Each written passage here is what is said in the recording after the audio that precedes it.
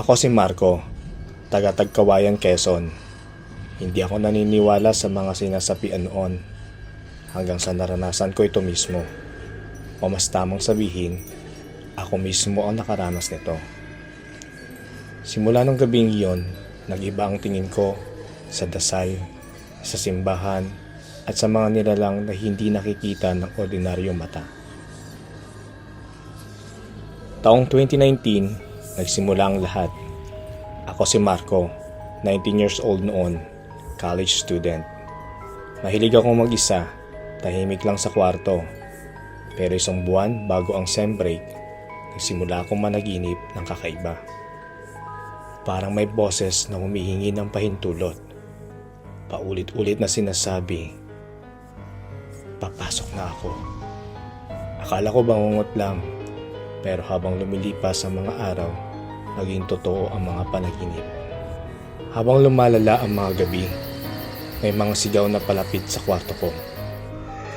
Parang may mga taong nagsisigawan ng galit o nilalason. Pero pagbukas ko ng pinto, katahimikan lang ang sumasalubong. Minsan, nararamdaman kong may humahawak sa balikat ko habang natutulog. Pero pag-ikot ko, wala naman akong makita. Isang gabi, habang nag-aaral sa sala, narinig ko ang pianong tumutugtog ng mag-isa. Nilapitan ko ito at nakita kong ang mga nota sa piano sheet ay parang nagsusulat ng mga salita, mga simbolo na hindi ko maintindihan, na unti-unti nagbabago habang tumutugtog.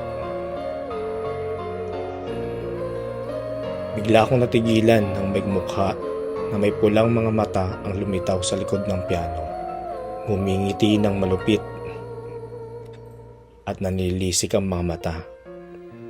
Simula noon, nagsimula na rin ang mga bagay sa bahay na gumalaw ng mag-isa. Mga litrato sa pader na nalilipat ang posisyon. Ang mga kandila na biglang sumindi at namatay ng walang dahilan. Isang gabi, pumasok si mama sa kwarto ko at nakita niya akong nakalutang palayo sa kama. Pilit niya akong hinawakan, pero para akong wala sa sarili.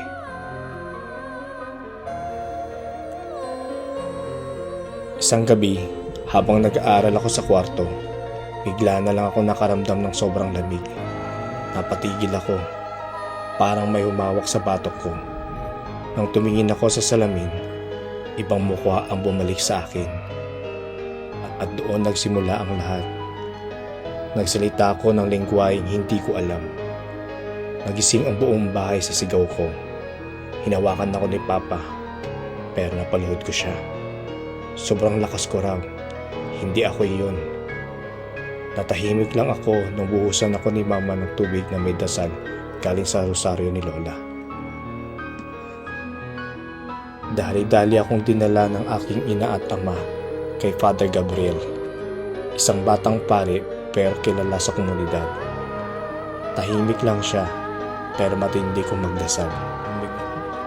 Pagdating namin sa simbahan, biglang bumigat ang paligid.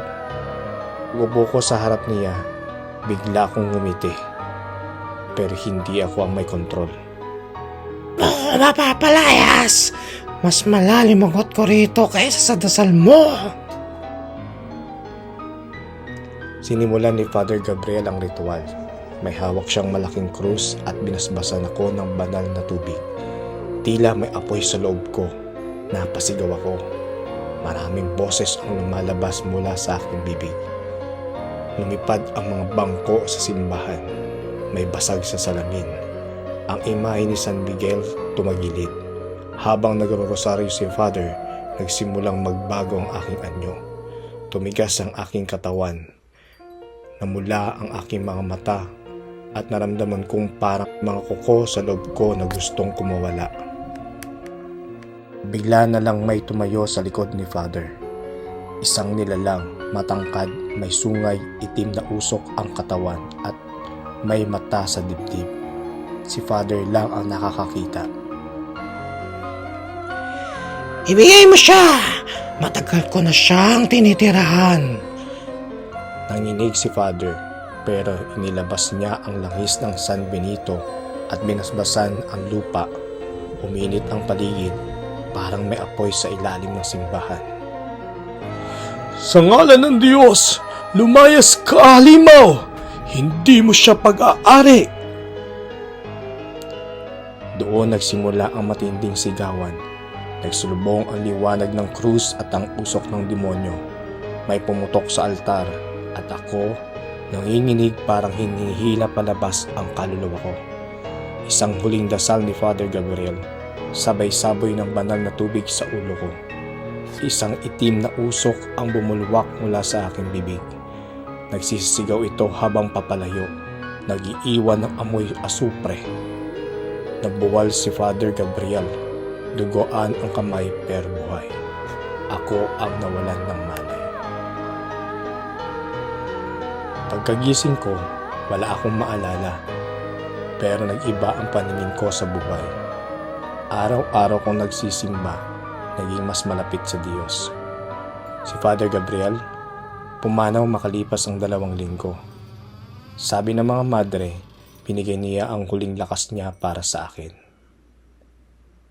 Huwag mong hamunin ang hindi mo nakikita, dahil minsan, kahit hindi ka naniniwala, ikaw pa ang binipili.